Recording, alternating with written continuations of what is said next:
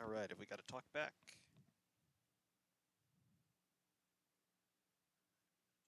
Yes, we do. We've got some audio running. Okay. Well, those of you who have not been living under a rock for the last couple hours, you know that LA Canyons has been released in version 1.2, semi-open here for the public for Assetto Corsa over on Race Department. You can go get this. And, well, I got a challenge from Sim Racing 604 saying that V10 F1 cars are not street legal in California. Well, to that I say, watch me. First of all, we got to put some fuel in this thing. I have no idea what I'm doing, where this goes, if there is any possible way to do anything with this. However, we're going to take a look. It's total free roam. I have no idea where anything is. I don't know how to do it, if there is anything to do. But we're going to find out, and we're going to do it in something that has no place on a road like this. However, let's get things configured here on the HUD. Turn off the clock, because I don't think there's any point to having the clock up, considering there's no timing and scoring. So let's just go.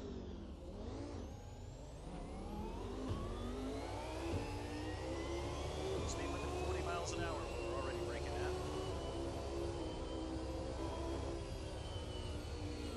I really just want to have a look around and see what there is to see, and by the looks of it, there's a lot.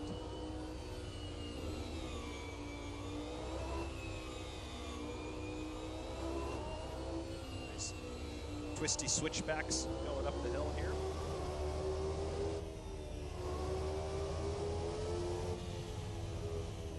Sign. Let's go back and read that sign. May be useful.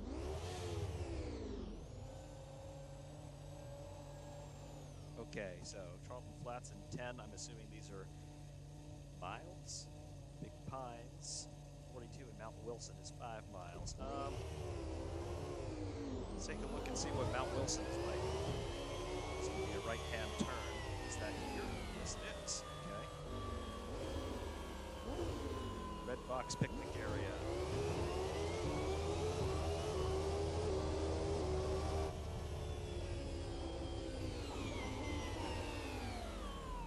Road closed. All right. Guess we're not going to Red Box today.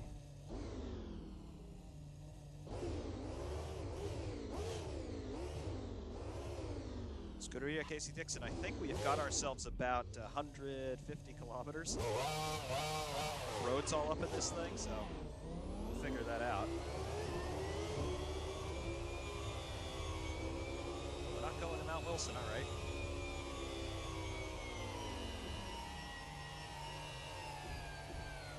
Glendale in 20, Charlton Flats in 9, and Big Pines 42. I guess we're going to hang it right.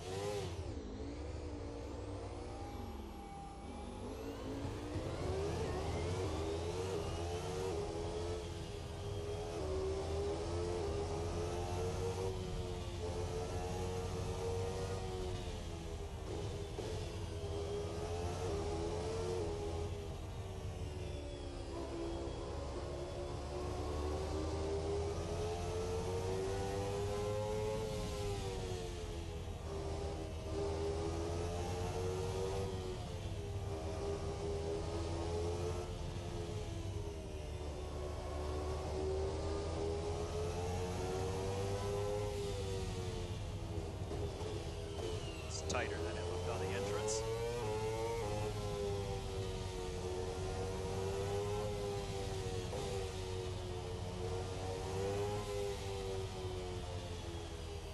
Caution. Okay.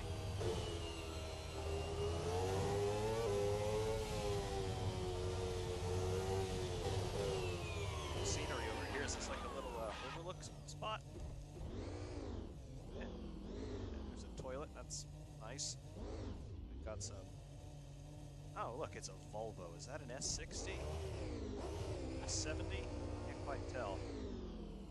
But that is unmistakably a Volvo.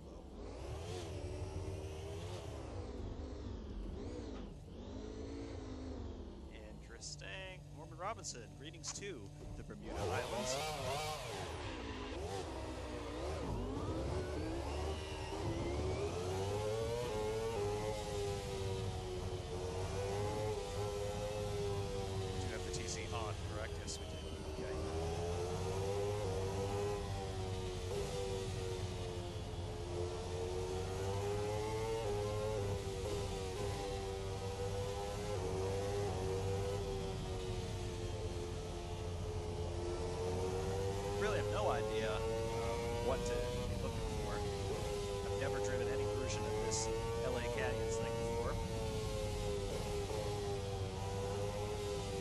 that we've got ourselves a whole bunch of very twisty mountain switchback roads. Actually, not all that dissimilar to what you get up here in Poconos region, but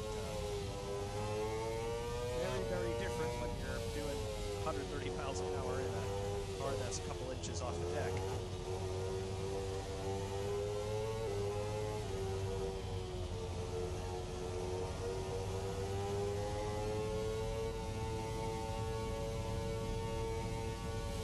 Sign up ahead. What does it say?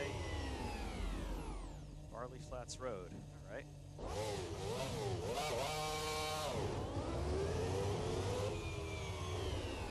Is that Smokey the Bear? I think that was Smokey the Bear. Ah, how about that? Fire danger high today. All right.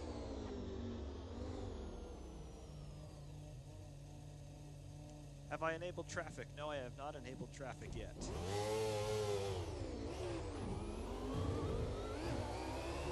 Alright, well this is a semi-paved, semi-gravel road, it appears.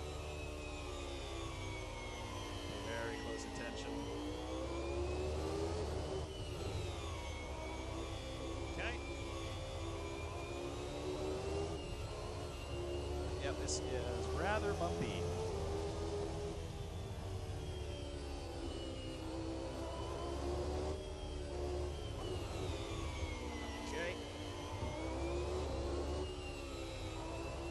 Narrower as you go up here.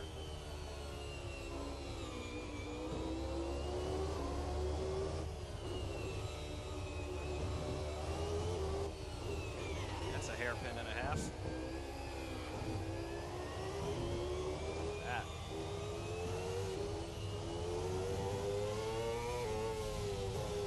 Another hairpin apparently.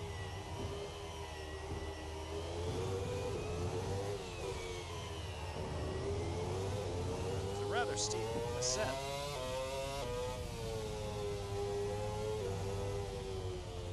Of course, this means we do have to come back down at some point.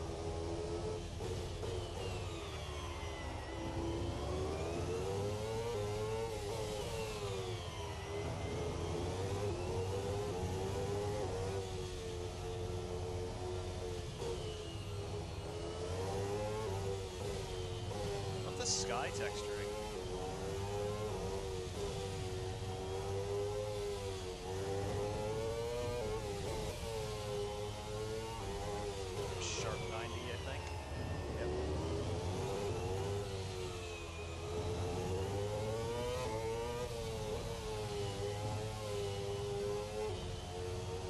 Sign up here.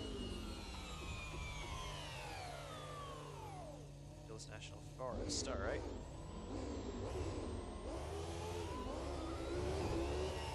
Another sign. Elevation 5,600 feet. Well, I think that's an elevation record for Assetto Corsa. Sort of structure up top there. And another one. These look like oil tanks, but I'm pretty sure that's not what they are. Signs of civilization up here. It's a parking lot. Okay. What have we here?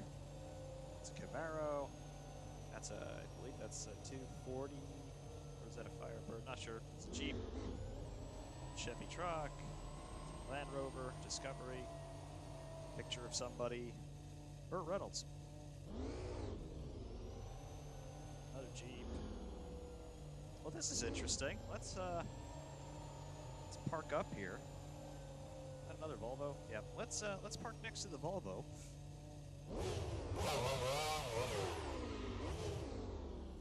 Hi, Volvo. Never parked a Formula One car like that before. All right. What do we actually have out here? I still didn't get it in the lines. Well, gee. Oh well, first time for everything, but look how massive that normal road car looks next to this thing. At any rate, what is actually around here? Oh, yeah.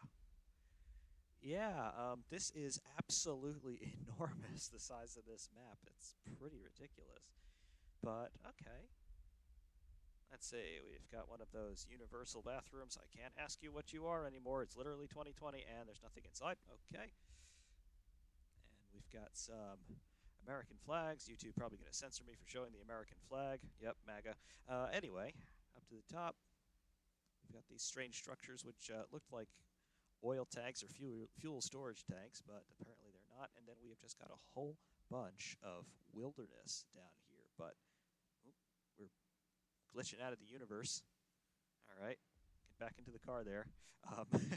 Apparently we can't go too far away from the car, but yeah, that's really, really cool looking, I gotta say. Absolutely it is. Interesting. Sim Racing 604, hi Mike, telling me have a look at the green sign in this slot. Top supporters, there we go. Let's see, I don't recognize any names up here. Michael Springer, unless that is the Mike from Sim Racing 604, and I don't know if that is or not, could be. Unless there is another green sign that I should be directing my attention at. Sorry, wrong lot. Okay, fair enough. There's another green sign up here, though. This is just a directional one. Oh, no, additional credits. Leonardo. I do recognize that name. Huh, I don't know where this other lot would be then. But yeah, there's our 420, and Kimmy hasn't even lifted his helmet visor, being antisocial as usual. Some lots have sim tubers. Huh, how about that? All right. Well, I think we do have to get back down the mountain because I don't think there's a way out of here other than the way we came. So let's get out of here presently.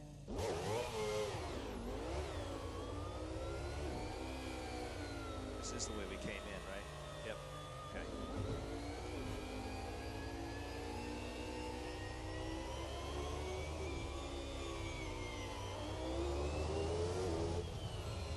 It's another road that we did not come up. Come back down to where we were. There are some big turns coming in here, so we've got to remember that.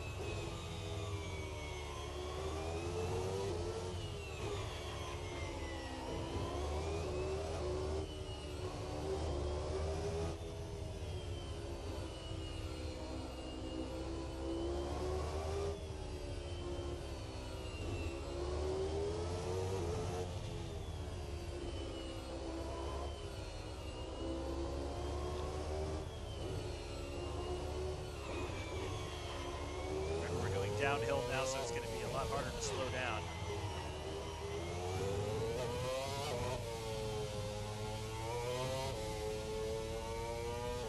And of course, we have no heat in the tires.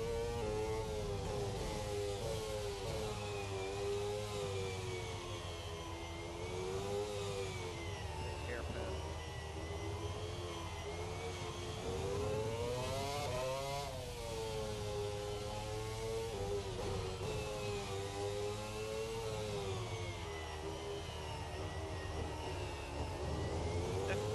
Steering rack to good use on this thing. Probably one of the few things on this car that was actually reliable.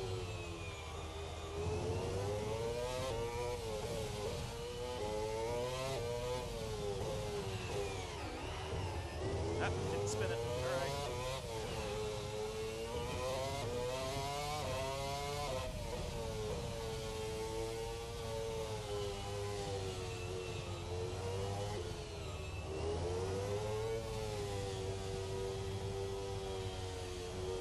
Back down to more or less level ground now. We need to turn around, I think.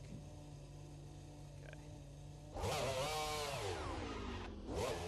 Or do we? Nope. Nope. We turned around before. Turn around again and keep going the way we were going to begin with.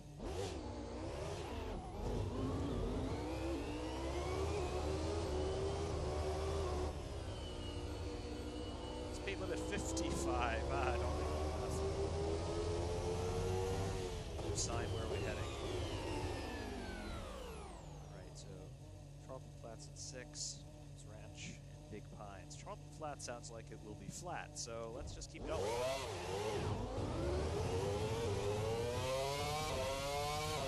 Uh-oh. Get a barricade. Yep. Well, I guess we can't keep going. That's annoying.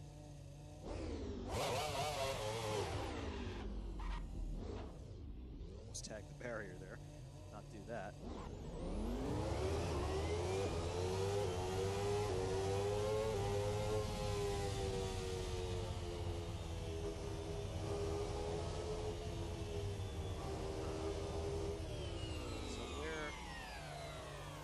So that's the road that we just came down off the mountain.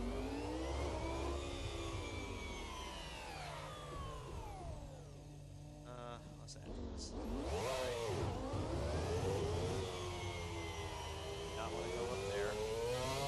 This is the way we came from, but I'm pretty sure that there are other ways we can go.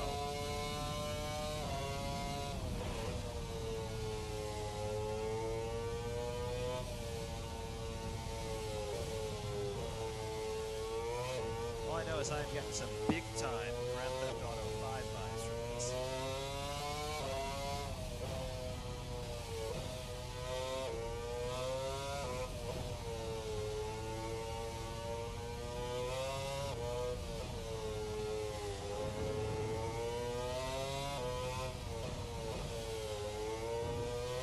And yes, I know for the anoraks watching, your FFV is clipping. Yeah, I know. Shut up.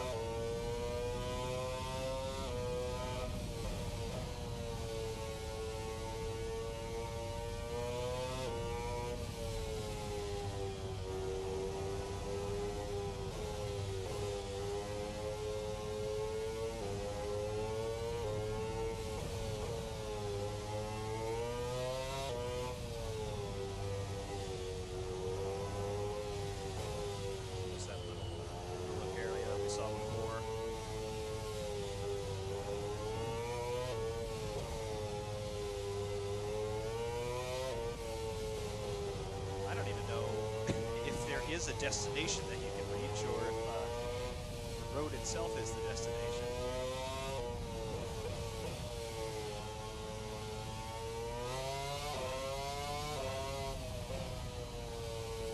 I also don't know if there's any way to make a pit stop.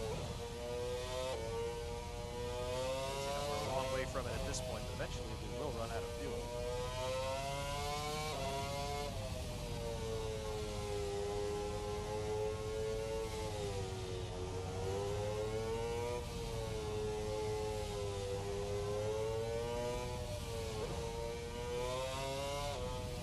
We got a green sign. Where are we going?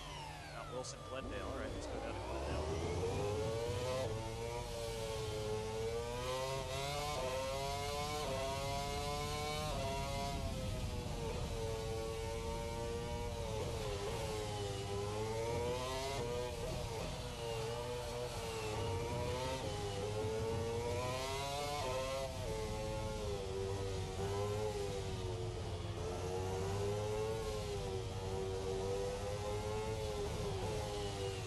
Okay, there is our pit box. I don't know if we can actually stop in it or not.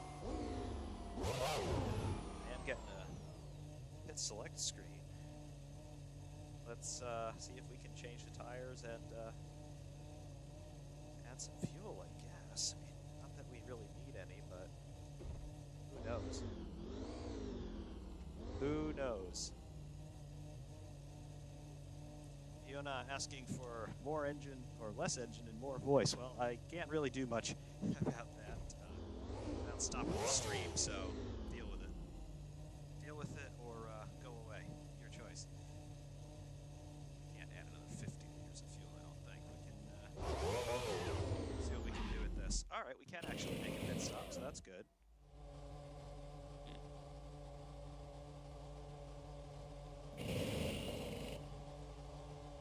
Alright, got 130 liters on board. We made a right when we came out of here the first time, so let's make a left.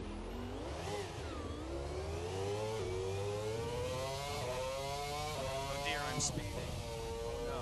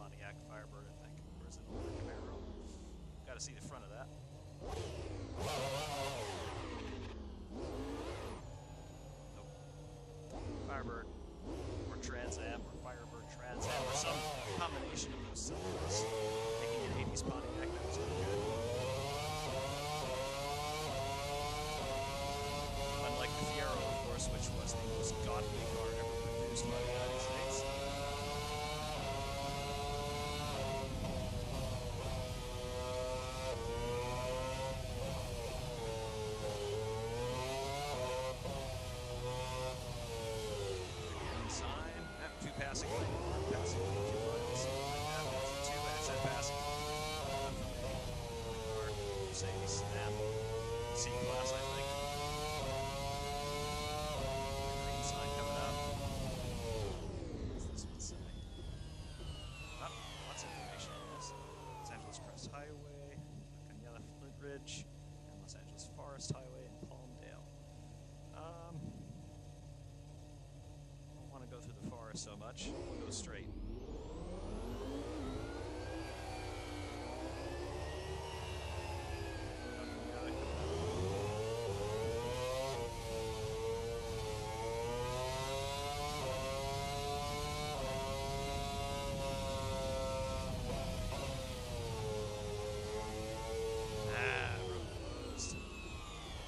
There's no way for me to go beyond this, is there?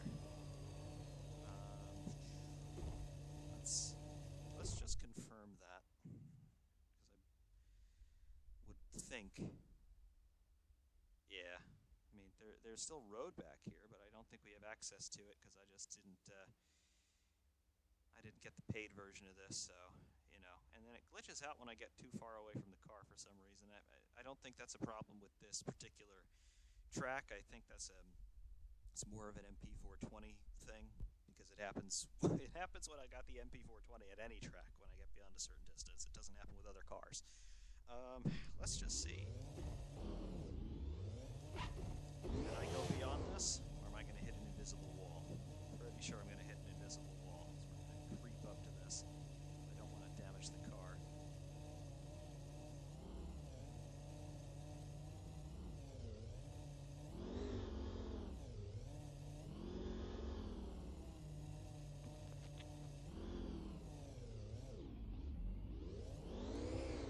Well, I think we're beyond it, yeah. Can we keep going is the question. I don't know. Are we going to hit something invisible at a very high rate of knots? Oh. Well, there's the answer to that question. We fall out of the world. All right. How fast can we get going before the game crashes? I don't know. Apparently the car is hitting its aerodynamic VMAX. Okay. Yeah. Pulling all sorts of crazy G, and, well, it's not going to end well. So we have to go back into the pits, apparently. Yeah. I don't know what to do about that.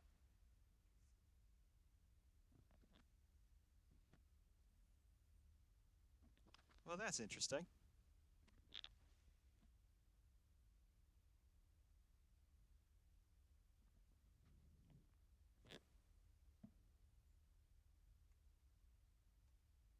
Very, very, very interesting. Yes, I see we've got a conversation going on about everything that's wrong with Formula One. Yes, everything is wrong with Formula One right now. We've got no engine diversity, no design diversity. Everybody is building the same thing. Yes.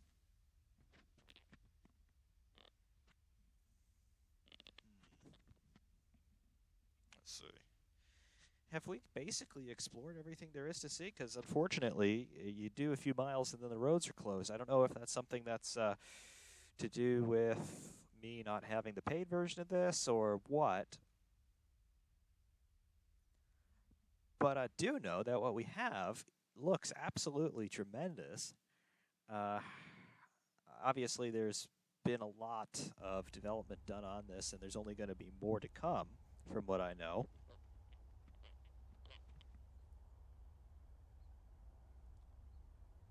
But again, hello, from what I see here, I don't know how far up we can go before we trigger the distance problem, and apparently that far.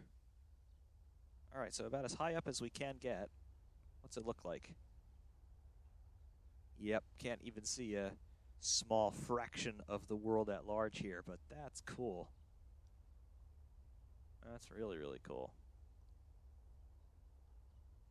Guess that was the top of the mountain that we were at before, right up in this area. I think it actually was. How about that? Yeah. As far as you can look, there are 3D trees. There are all sorts of radio and cell towers up there with their own warning beacons for aircraft. Unfortunately, I don't think we can really get over there. But that looks really cool.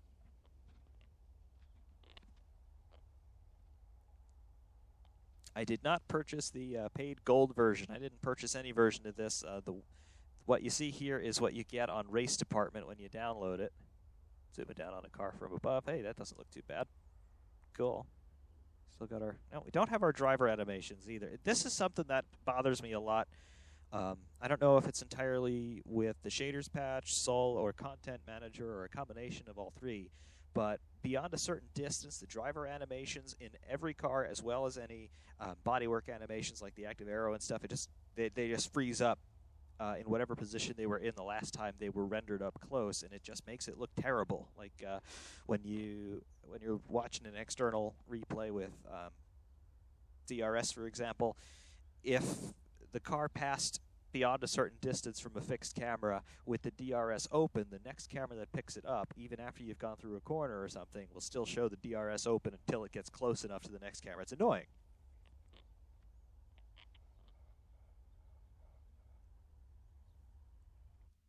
Still haven't quite figured out a reason why that happens, but yep, here we can pretend that we have VR. Hey, there we go. Oh, yep. There's Kimmy. How are you, Kimmy? Yeah. Again, this is 1.2 of the MP420, or 1.1, whatever the latest version on Race Department is, the public release of the 420. Absolutely love the detail that they put into this thing, of course. Yeah, nice.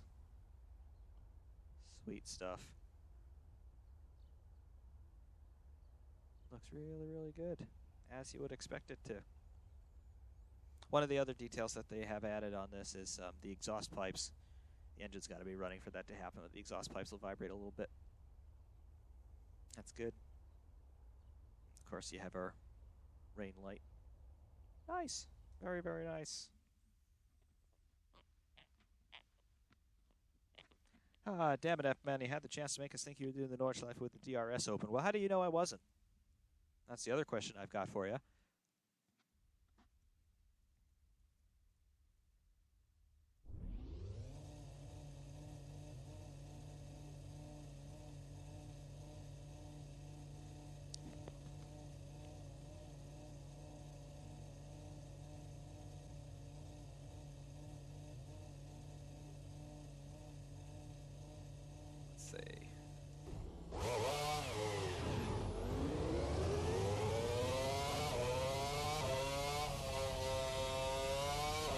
Just going back the same way we went the first time.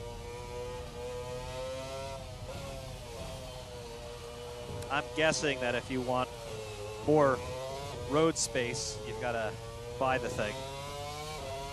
Which is no criticisms on my part in their general direction. I mean, if I did this amount of work to create a map that was this detailed, I'd want you to buy the thing too.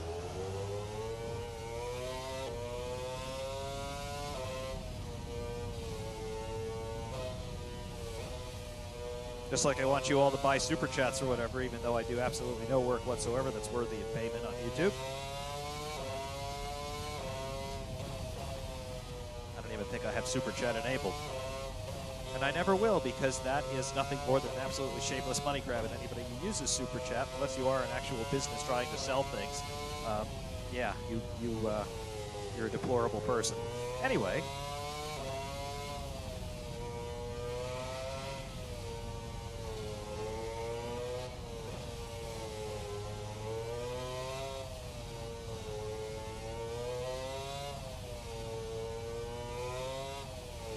The toilet from before. Definitely making mental notes of where the toilets are for some reason. Probably because they're the only appreciable structures in this area. Oh, did we maybe just spot an Easter egg? Maybe. Let's see. This rock face right here looks interesting.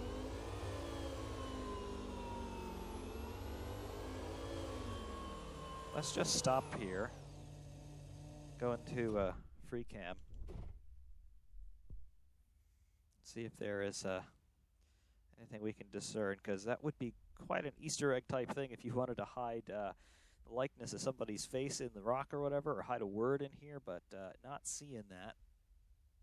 Just from certain angles, they almost look like they could be kind of anthropomorphic, but nope. Just a trick of the eye. What are these meshes like when you get up close, though? Not bad. Not bad at all. Go inside of them. Now this is interesting. You got trees and stuff hidden inside the rock face. And they kind of poke through the top. Cool. Nice. Nice, nice, nice. And there are those radio towers again. And it does not appear that we can get up there. Kind of a shame. Yeah, no way. Unfortunately.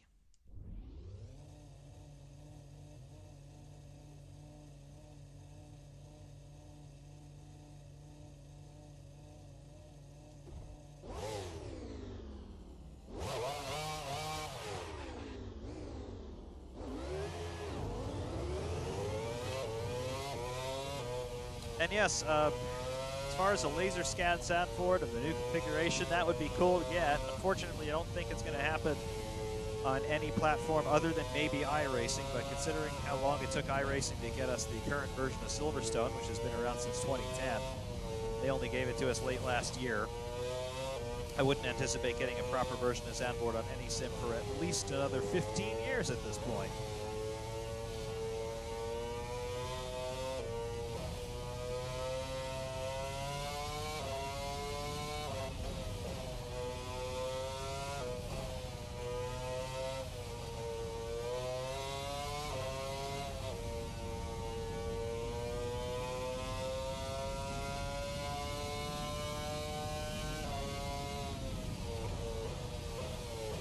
Where we turned off to go to the mountain before. There was another road that we didn't take. Go back up that way.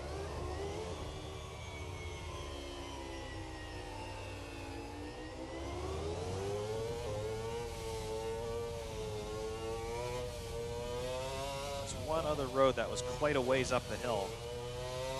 I only really saw it when we came back down.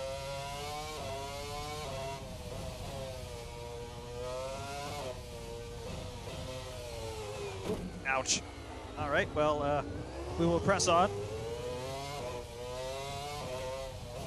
I just want to explore this.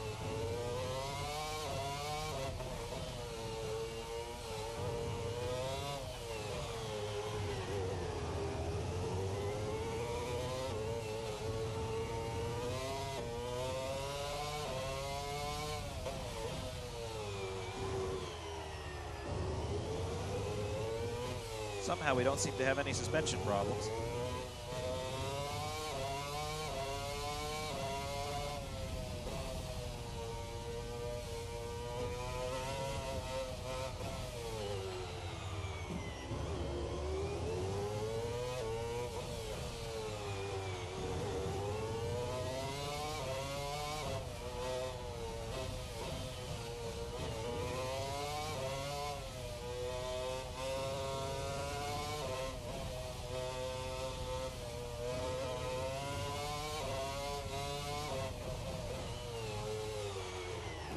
Or ouch.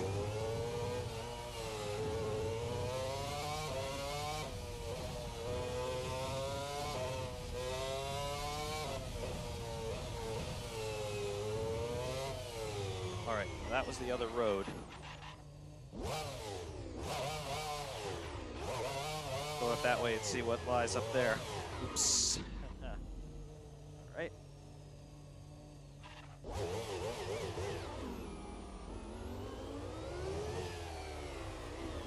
That's very tight.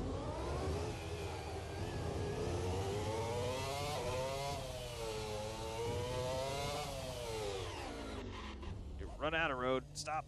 Okay. What's up here? What is up here? Oh.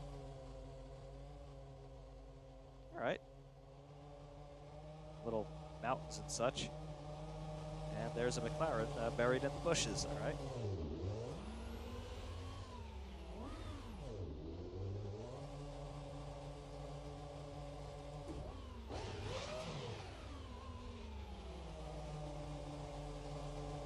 Stop. Back up. See, a remote-controlled F1 car doesn't really work so well, does it?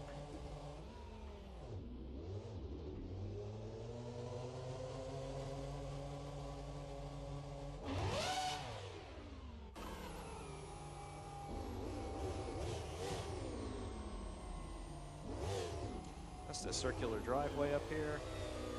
Land Rover. Chevy truck. And we can go off the edge of the cliff. Ah! Ouch. Ow. Ow. Ow. Ow. Yep. Ow.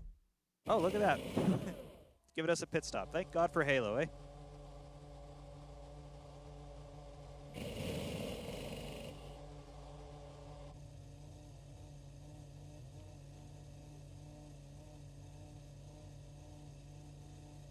Yeah, the altitude actually would have an impact on downforce. We kind of see it in the real world. I mean, most of the tracks that F1 goes to are not terribly far away from sea level, but Mexico City is about a mile up.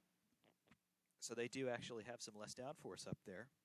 Part of the reason why they need, they actually run more wing than you would expect them to be running for a track like that, because they just don't have the air density up there. That's kind of cool.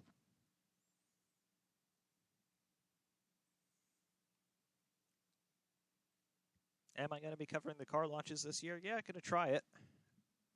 See what we have. Meantime, asking about the mini-map. What's the mini-map look like for this? Come on, hide all those apps. Get back out so you can actually see the mini-map.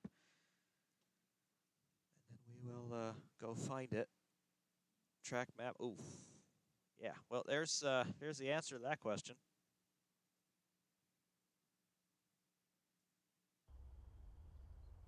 There's the map.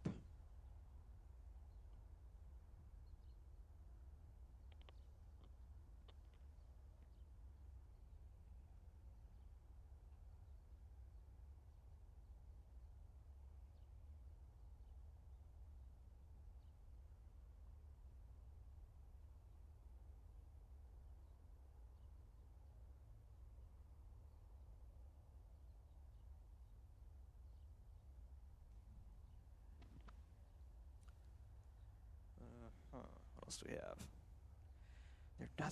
There would be nothing else to show you track map-wise.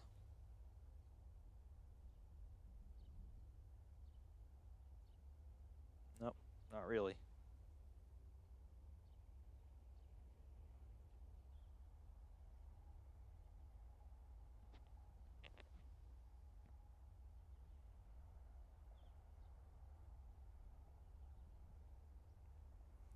Yeah, apparently they did consider what would happen if you put up the track map and it would just cover the whole screen, because it would. Again, I can't really pull out too far away from the car, but I'm led to believe that this map is absolutely huge.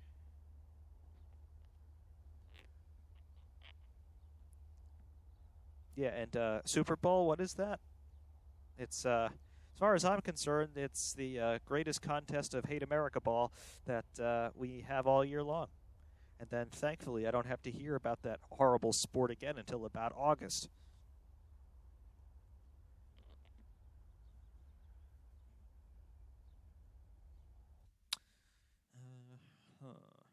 Yeah. Well, there's really not a whole lot else I can do because there's no timing. There's nothing really. So we could just do donuts until the tires blow up.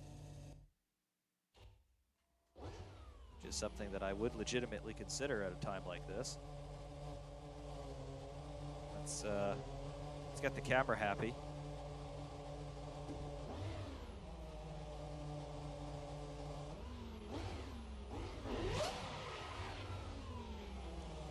All right, let's do donuts until the tires blow up, shall we? Doing donuts straight through our mechanic, that's okay. And there we go. We lost both rears.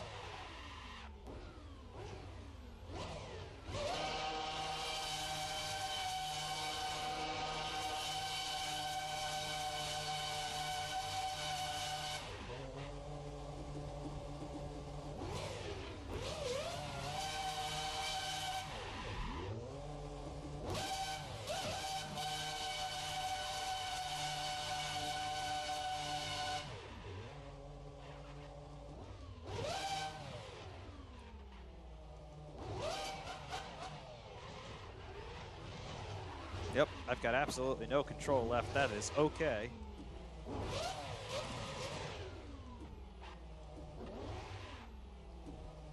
Ah. Stop. There we go. Pit stop. Meant to do that. Jimmy Broadbent. Hello, sir. How are you? Just trying to figure out what's going on with the LA Canyons release, and well, so far I don't know if it's because I haven't bought the full version of it, or if it is just a limitation of what they put up on Race Department right now. From here I can make a right and hit a barricade, and I can make a left and hit a barricade at some point. Really not too many places of interest to see right now. Ah! Traction control's off. There we go.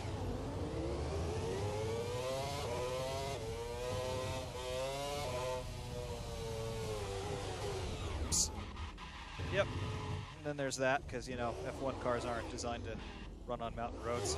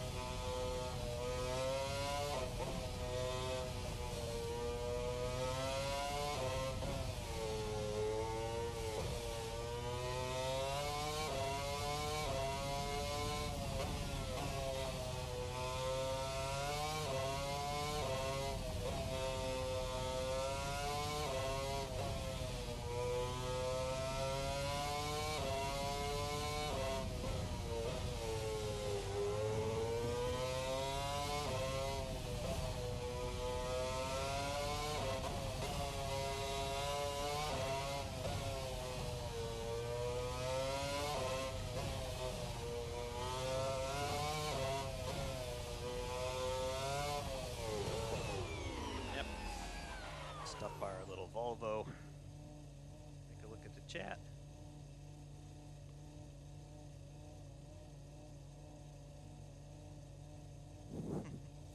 Hi, Tommy. Yes, the FFP is clipping. I am well aware of it.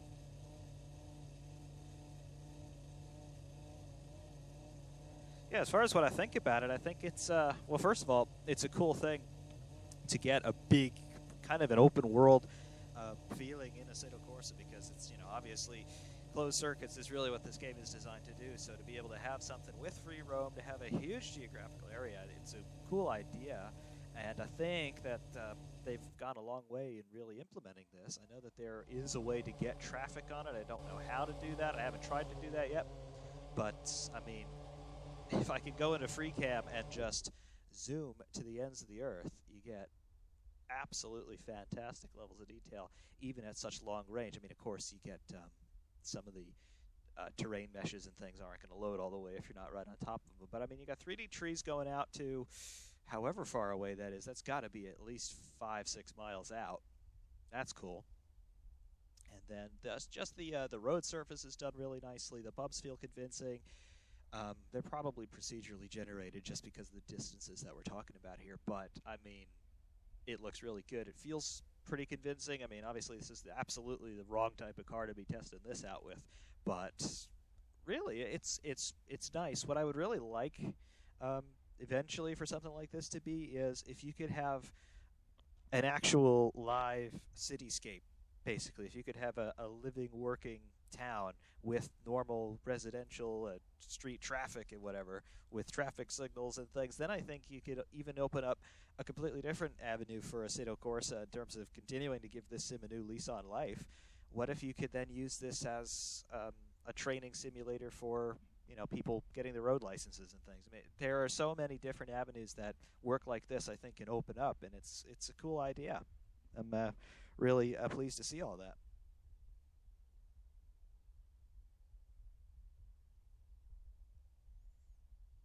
As far as taking a drift car to this map, oh yeah, that would be really, really cool. Might have to try that.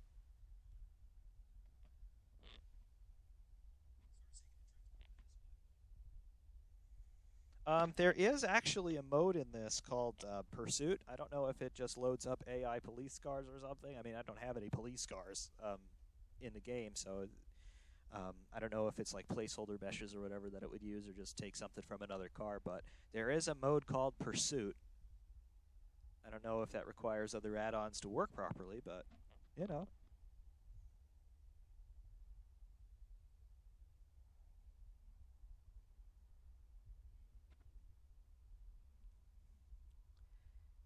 And yeah, I mean, a traffic simulator. One of the things that I really thought of when I was, I mean, this is going back 11, 12 years now, but one of the things that I was always looking for when I was, in high school, just starting to think about, okay, I'm going to be driving soon. What's that actually going to be like? I was always thinking about what if there were some sort of way that we could if we could get kids in a proper simulator and teach them this is how you drive a car, assuming that they have no idea what's going on. And at the time, nothing like that really existed, at least not for commercial use, not for consumer use either. But nowadays, with something like Assetto Corsa and with the modding work that continues to be done, not only in terms of tracks, like even monumentally huge projects like this, but in terms of the shaders patch, in terms of what the shaders patch has done for physics and time of day and lighting, and we're continuing to get work on the weather front with all of this. Eventually, I think you might have a really cool training aid, not only for racing drivers, as we've already seen them using simulators for basically a decade and a half now, but if you could bring this technology down to a point where it's accessible to schools, things like that, I mean, I think you could even have a whole other business opportunity with this.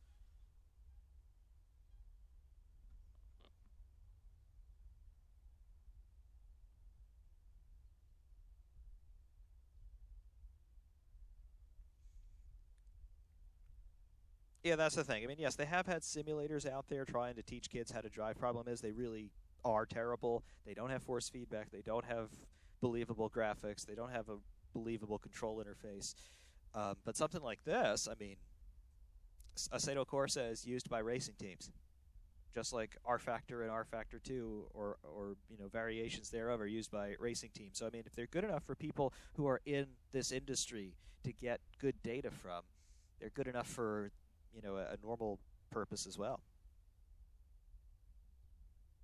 Norman Robinson saying, yes, the pay mod is going to have all of the opened up roads there, all those barricades removed. Definitely going to be something I'll have to consider. Because, again, this is just, I assume, designed to give you a little taste of what it's going to be. And so far, I am rather convinced that what we have here looks rather cool. Not bad. Not bad at all. One thing I did want to do was to come in here, actually just restart the session, and just get some, just get some distance down on the ground, because I want to see what the replay cameras look like. I know that they exist. I just don't know if they're any good. So we'll hang a left.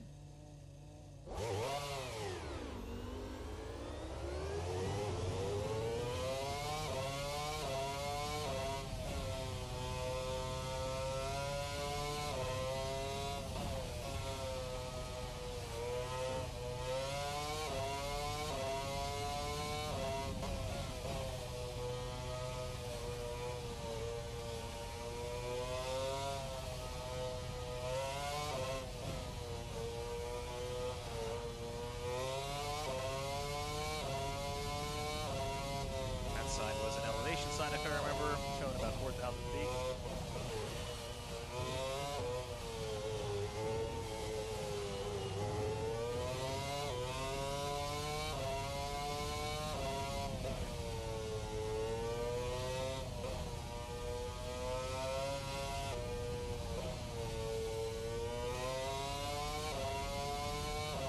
Just want to drive out to where the barricade was.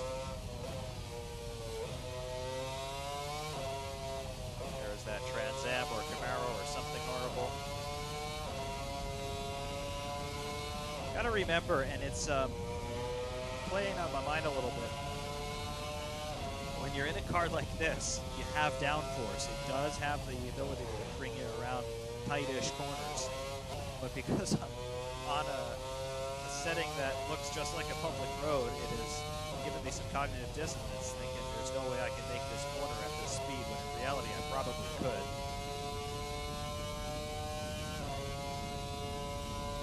There's the sign taking us to Glendale. What happens if we go down this way? Remember, I went straight there last time. There still are a couple other avenues we can explore. Got 7th gear. Yep.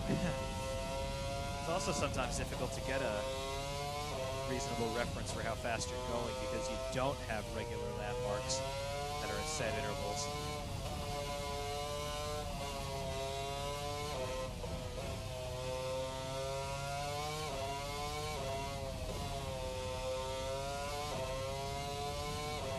Sign was going to blow past it.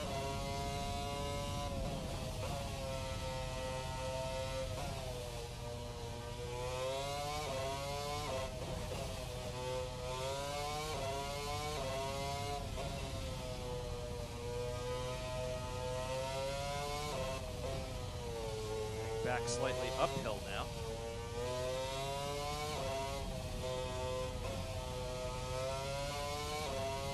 Power lines. Rocky outcroppings. Right along the edge of the cliff, actually. A little frightening.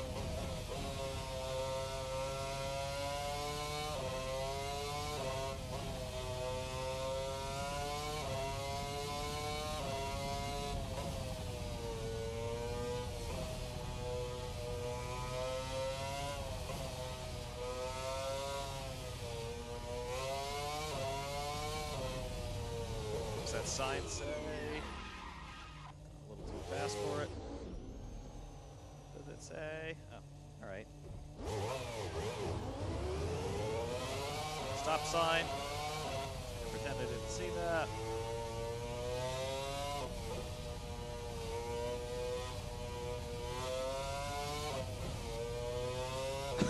You see that little SUV there on the right, and I hit the brakes. You know why I hit the brakes? My instinct kicked in, thinking that was a police car. I hit the brakes to slow down.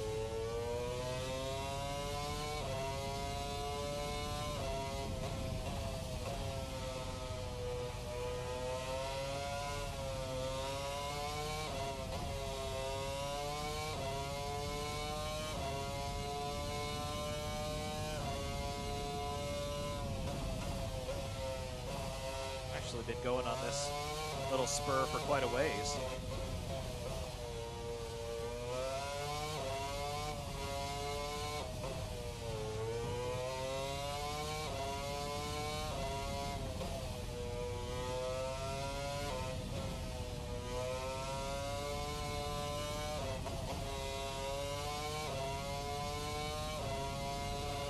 That's a stupendous looking bridge. We stumbled across a little bit of a hidden gem, maybe. Oh, a tunnel, yes! Civilization.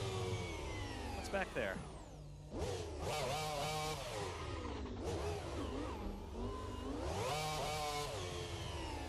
Hidden Springs picnic area. Now, the idea did occur to me, going through that tunnel.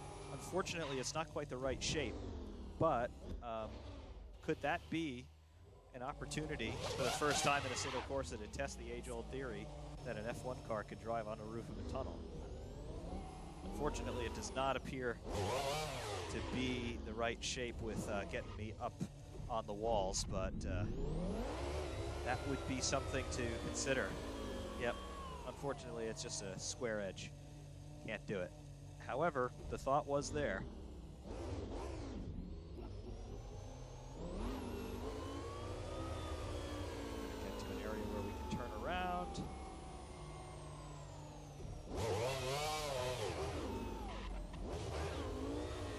Flip it back around in here and head back out.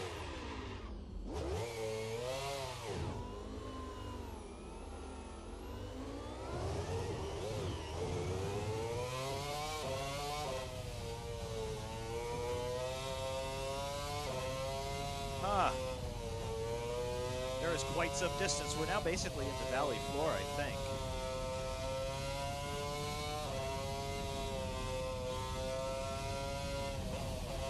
Really should have put more fuel on board. I didn't anticipate that we'd be running this long. Almost killed ourselves there. Right.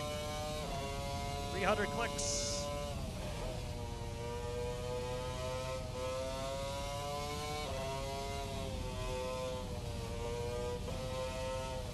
There's the barricade. Stop, stop, stop, stop, stop, stop.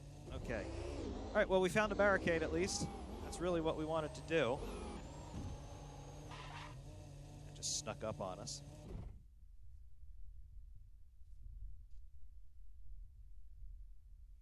Now, what I wanted to do here, let's just see what sort of replay cameras we have. Free row mode, probably not a whole bunch, if any. Seems like we have none.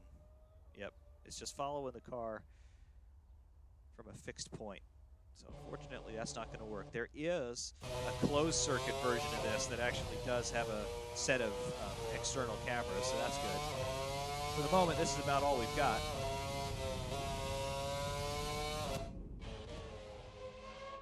But not bad.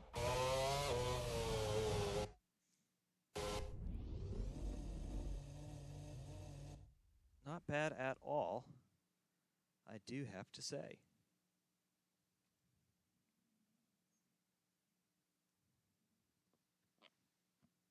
Norman Robinson, yes, I do make use of Content Manager. CM is really good for getting underneath into the nuts and bolts of what you want the sim to do. You can get a little bit more fine control over things like ambient temperature, track state, time of day, of course. You can go at any point in the 24-hour cycle. You can load up any date of the year, and if you have the Soul mod, the night sky will actually show what the stars would be on that day of the year with the phases of the moon and everything else. So it is astronomically correct. And, yeah, all kinds of stuff.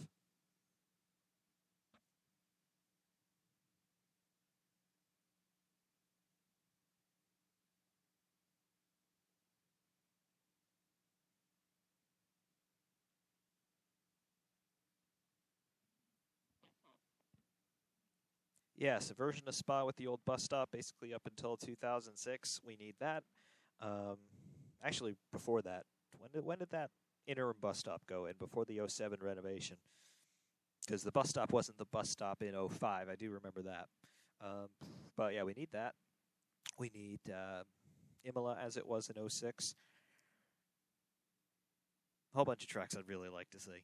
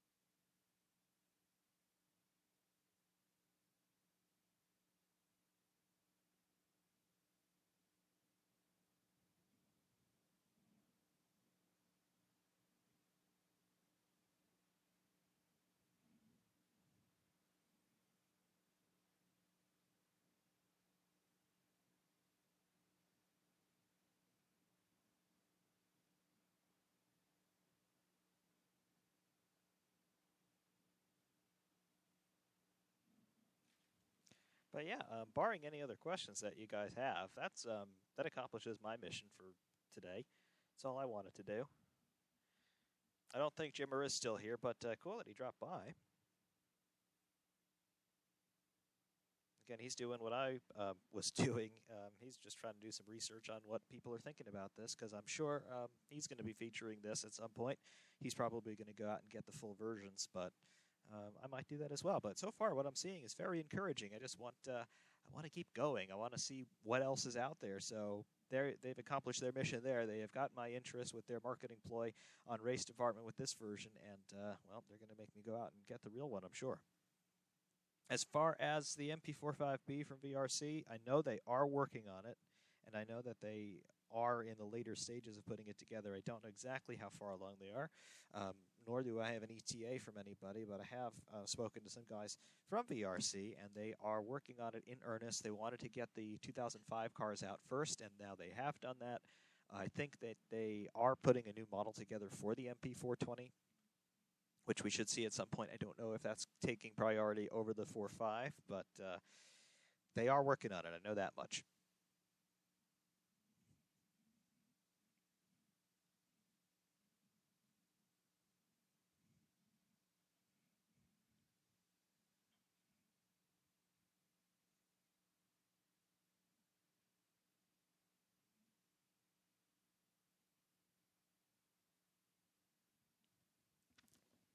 Let's see, will the 4.5 have realistic crash into Prost in turn 1 physics? I'm sure it will.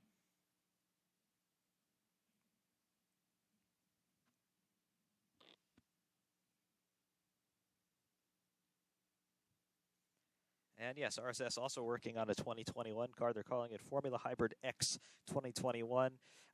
Basically, they're doing the same thing that they did in 2017, putting together the original Formula Hybrid car before we ever saw the real world 2017 cars running in anger. So they've got they really have a very, very high set of expectations to fill because they did that car when they were unknown as a team for the most part, and then they absolutely set the world on fire with their final product. So I have no doubt that they're going to do much the same with this one. And again, they have said that February is when we will be getting Formula Hybrid X 2021. I don't have anything more specific than that, but that is when we can expect it.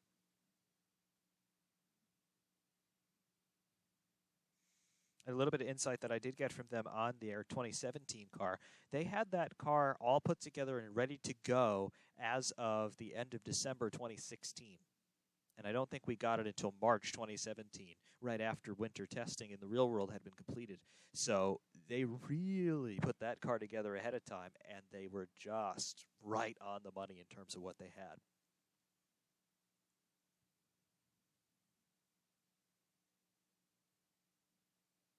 Is the AC engine capable of actual crash damage? I don't think so, only because if it were, I'm sure the shaders patch would have implemented it by now. They have put together some slightly better crash damage, but it still only amounts to some scraped paint and slightly deformed body panel, so nothing really beyond what the standard AC had.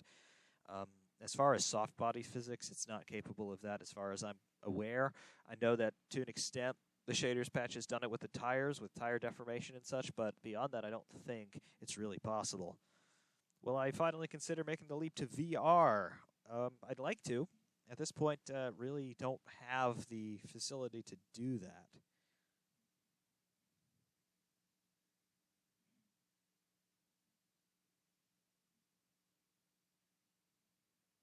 The problem with VR for me is that I have some decent system specs, but for whatever reason, it doesn't quite accept the Oculus Rift that I've got.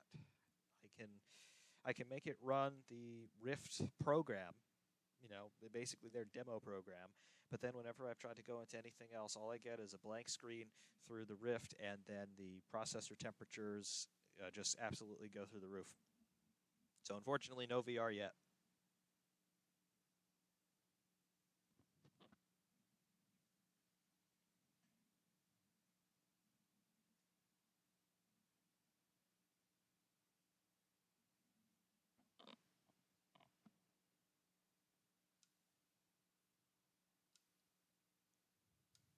TLCM pedals, never even heard of them. I'm running right now I'm running the Thrustmaster T3PA Pros, and they've been good for the last few years.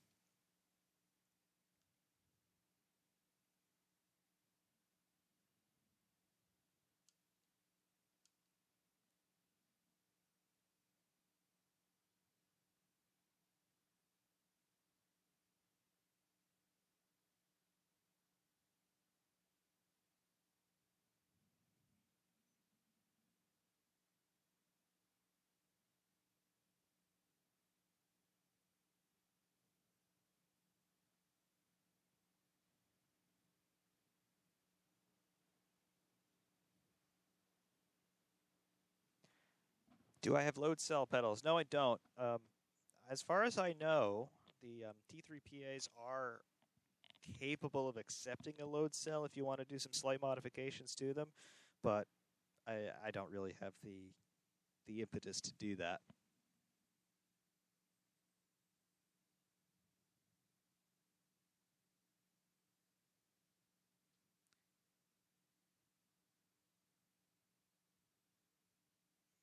Yep, TLCM, Thrustmaster Load Cell M, whatever that would be. All right, I can believe that. Being announced mid-month. I don't know. Might take a look at them.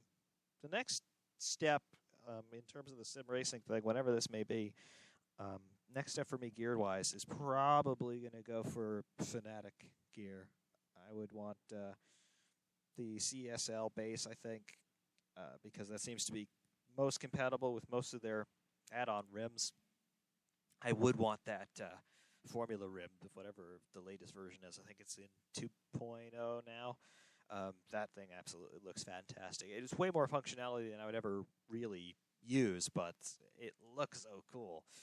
But really, the Thrustmaster gear has been working well. I got the TSPC in 2017, and here we are in February 2020, and it's still going strong, no problems. I've never had any of the overheating problems that a lot of people talk about with Thrustmaster gear. Really, it's still just as strong as the day I got it.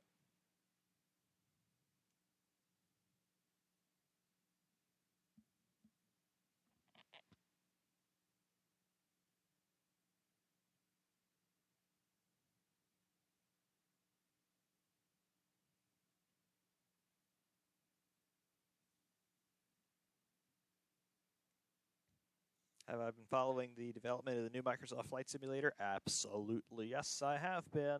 And if the final version of that game, as it's released to the general public, looks anything like the previews that they're showing, it's going to be the best-looking video game, full stop, of all time.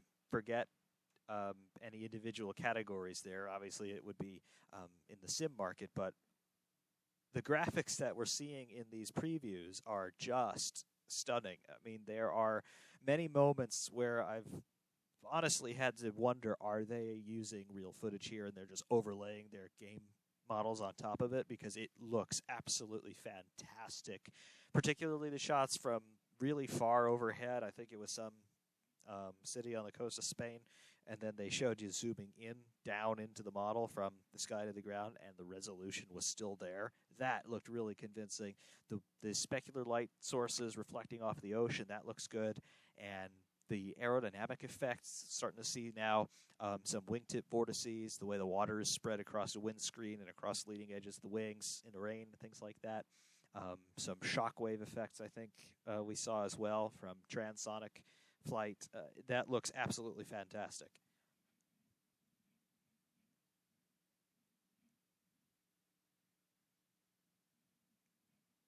I think what also is making that a little bit easier for them to render graphics-wise is they're properly rendering the atmosphere now. I think, at least what I'm led to believe, what happened with the older flight simulators was they never really rendered the atmosphere. They just sort of created a physics model that was unique to each aircraft, but when you put in a control input, it gave you a reaction that was basically time-scaled to give you a response that would be roughly proportional to what the actual aero surface would do as it was manipulating the airflow across the wing. But what they're doing now is I think they are actually going through the trouble of rendering each major layer of the atmosphere with its relative densities, and then all of that is what you are manipulating via your control of the aero surfaces on the aircraft. You're manipulating the air to create an equal and opposite reaction, which affects your aircraft, which of course is what happens in reality. So that is really cool.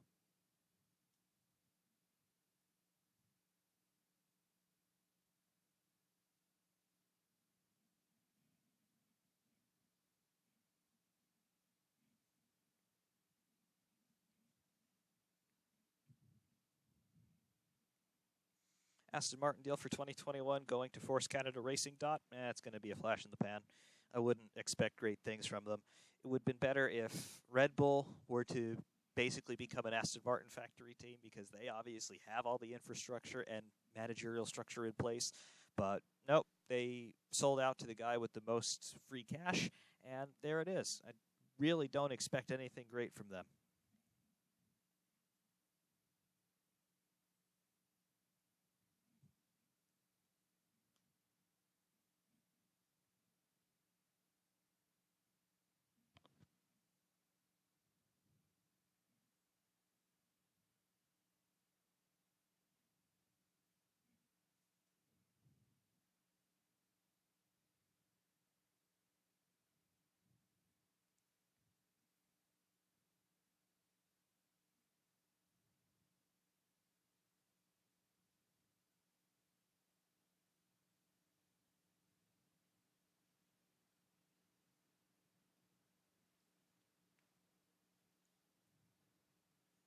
Let's see. Are Red Bull going to lose Adrian Newey because of Aston Martin? No, absolutely not. Adrian Newey works for Red Bull Technologies, which, of course, is the parent company of the Red Bull Racing F1 team as well as Toro Rosso.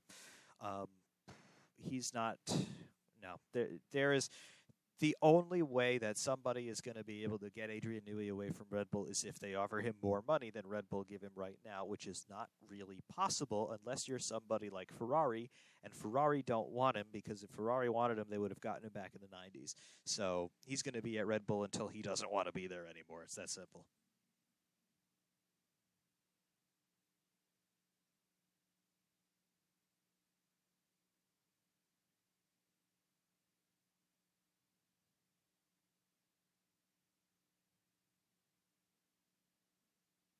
Mercedes. Now, Mercedes is an interesting question. I don't think Mercedes are going to stay in F1 beyond next year. I really don't. They have an absolute generational talent in Lewis Hamilton, who is most likely coming up to the end of his career. He is going to become a 7-time world champion next year, unless Mercedes have produced an absolute dog of a car, which they haven't. He's going to win the world championship handily. And then beyond that, it's kind of unclear in terms of what Lewis Hamilton wants to do. I never really bought into the idea that he was going to retire last year, especially because he had 5 up to that point, and now he's got 6, and he has the chance now to get 7. And I'm pretty sure he wants to get that 7, especially if he's got the car underneath him. But Mercedes already letting it leak that they're having upper-level discussions at Daimler saying, do they want to keep investing in Formula One as a factory outfit? Big rule changes coming in for 2021. Everything that they've done for 19 and 20 is going to be thrown out at the end of 2020. Is it really worth the investment for building an entirely new concept for a driver who maybe only has another 2 or 3 seasons left in him, if even that many at this point? I don't think so. Would Mercedes continue their engine supply? Yeah, they signed with McLaren for 2021. They're going to keep doing that. The engines aren't changing all that much, but the cars themselves are. And when you've got a big program like Mercedes or Ferrari or Red Bull, where rise over run, money in, money out, aggregate totals of everything over the year have definitely got to be in the vicinity of $1 billion, is it really worth that sort of financial risk? That's for Daimler to decide. If I were running the show, I'd pull out at the end of 2020, not because we haven't been successful, but because the long-term investment is just no longer there with the lack of stability. As for Lewis Hamilton, if he doesn't retire at the end of this year, do you see him take Toto Wolff with him to go to McLaren, Mercedes, and then put a nice little symmetrical ending to his career? Maybe, maybe not.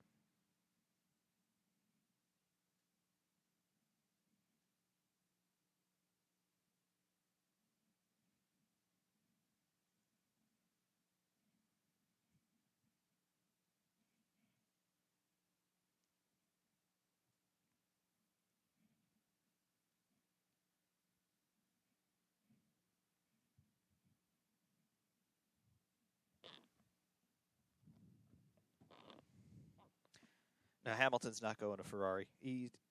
Lewis Hamilton and Ferrari. If that were ever going to happen, it was going to happen in 2011, 2012, right around the time that he was thinking of going to Mercedes.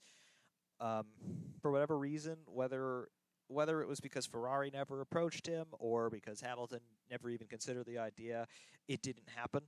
and then ultimately we saw what happened when Mercedes approached him. So that that ship has long sailed.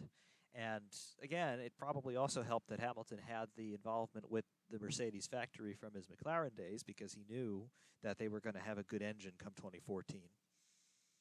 Ferrari I'm going to guess that Ferrari never even approached him because at the time they were committed to Fernando, saying that he was the second coming and they were going to win the world championship. Of course, it never happened. And once again, Ferrari lost out on it.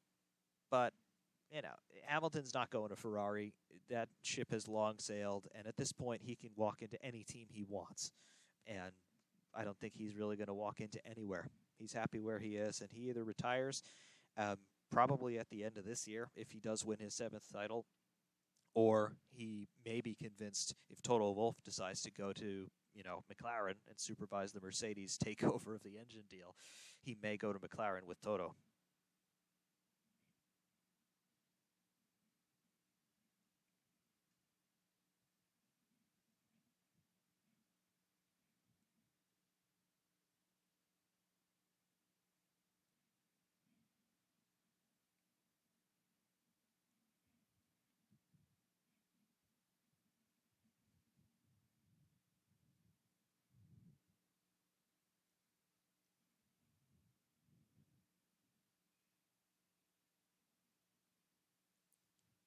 As far as Alonso coming back, nope, not happening. Unless he wants to drive for a backmarker team, he's not coming back.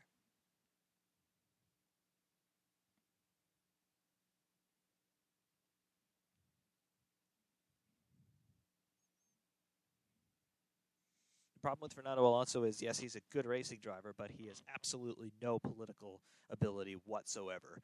Every time he opens his mouth, he says something that's going to insult somebody who's important. And as we just saw breaking today, Honda have blocked him joining Andretti for the Indy 500.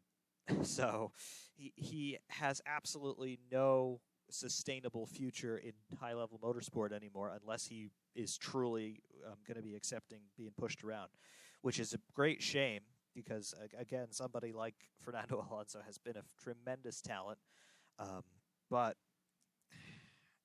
he's too radioactive. He's really good when he has the car that works for him and when he can tell the team how it's going to operate. When he can't get both of those things, not going to happen. Versus somebody like Hamilton, who is bloody quick. Of course, it helps that he's got a car that has been designed around him from day one at this point. However, he also knows how to make the team work for him, and he knows how to work for the team as well. All the stuff that you hear him saying on the radio sometimes during the race is about the tires being dead, why didn't we pit, blah, blah, blah. There's a method to that madness, and I think a lot of us sort of judged it on face value initially in years gone by, but what he's doing there is he's speaking in code to his team. And they've obviously gone through this in briefings and 3 years of experience. So Hamilton knows how to do it, and of course he's a PR agent's dream. He's articulate, he is mild-mannered, he's well-spoken, and he seems like a really nice guy. So there you go.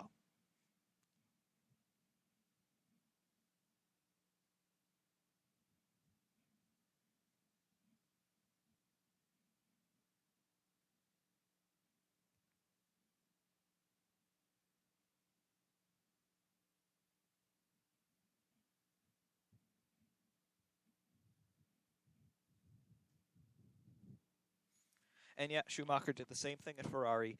One thing that you never saw from Michael Schumacher, at least publicly, was deriding the team. Whenever they had a bad day, it was always some variation of, we had this thing happen, we got to figure out why it happened, blah, blah, blah, but we're working really hard to make sure it doesn't happen again. I'm sure behind the scenes in the debriefs, he was absolutely screaming his head off at everybody, but it was something that you never got to see because it wasn't meant for the public. And all of that stuff that he did, the stories of him being at the factory early in the morning, later on, as the technology got better, him being in the simulator a lot, him always doing hundreds of laps at Fiorano on the off weekends or during the week, whatever. He was always there, and he always made it a point to be a part of the team through every process. And that's why they respected him, and ultimately that's why they had the success that they had. Again, we don't get to see a lot of what happens behind the scenes with Mercedes and Lewis Hamilton, but I got to guarantee he is doing exactly the same thing. All the stuff that you see him doing on Instagram or whatever, touring the United States, that's all stuff that he wants you to see. He doesn't want you to see all the real work that's going on behind the scenes, and I guarantee you that that is the majority of the time that he is spending when you're not seeing him on social media.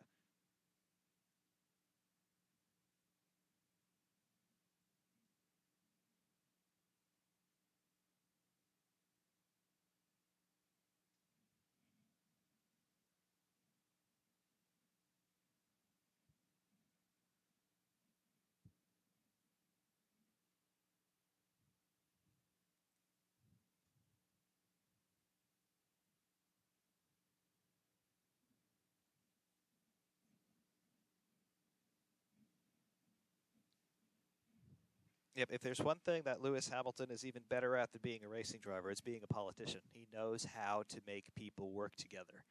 So there it is. And again, you've seen the byproduct of that for the last 6 years.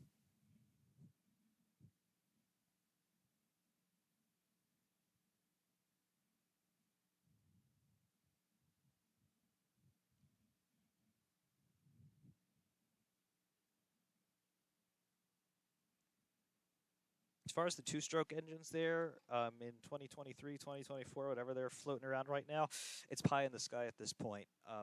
Just like the, well, let's really think back to the start of the V8 era at the end of '05, coming into '06. We knew the V8s were coming. We weren't quite sure what they were going to look like. Ultimately, when they came out, they went through a couple different iterations before they eventually settled on what the final rules package was, which was an 18,000 RPM rev limit with 8 engines for the season, and then, and then getting into the V6 era, there was one sort of bogey year where they let them have open gear ratios a couple times, but now they've settled on what they want them to be: 1.6-liter single turbo with an MGU-K and MGU-H with fixed ratios for the year. I mean, these things take some time to put together. As far as two strokes, we need more information, really. Right now, they haven't said anything in particular about what they would be other than they'd be two strokes. Are they going to be V6s? Are they going to be 1.6-liter engines? Are they going to be inline fours? What are they going to be? What are the specs going to be on these things? And how are they going to really operate? Because if the idea of motorsport in general becoming more environmentally sustainable, buzzword, is if that's really what they're going to go for on this, two-stroke engines are the worst possible solution to that problem. So we need some more information. Obviously, the two-stroke engines that we're all familiar with, basically in lawn equipment and sometimes on go-karts, they burn a mixture of gas and oil all thrown into the combustion chamber. So right off the bat, that's far worse for the environment than the current four-strokes. But what are they going to be? Are they going to be a new avenue of development? Is there a way to make a two-stroke, let's say, with a closed oil system rather than just something that's fed through the intake? Would they be dry sump? Will they be direct injected? What are they going to be? We need more information. I'm interested in the idea, but again, it's just an idea at this point.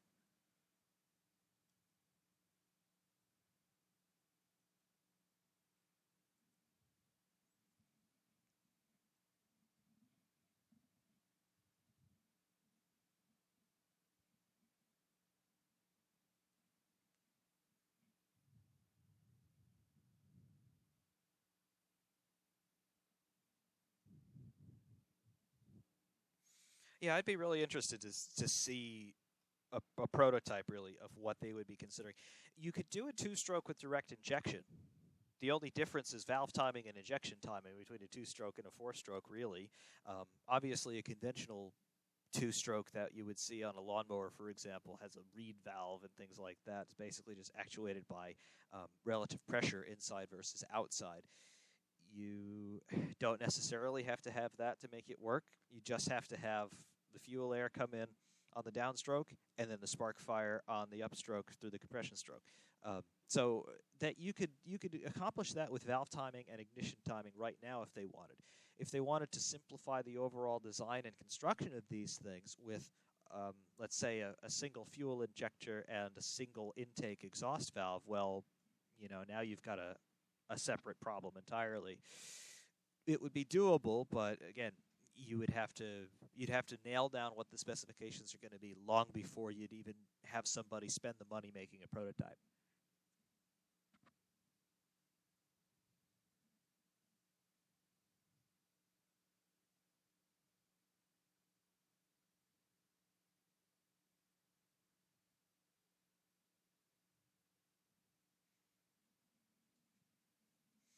The other thing about the two-strokes is, what would they sound like? I mean, there have been quite a few two-stroke motorcycles throughout the years. They sound really cool.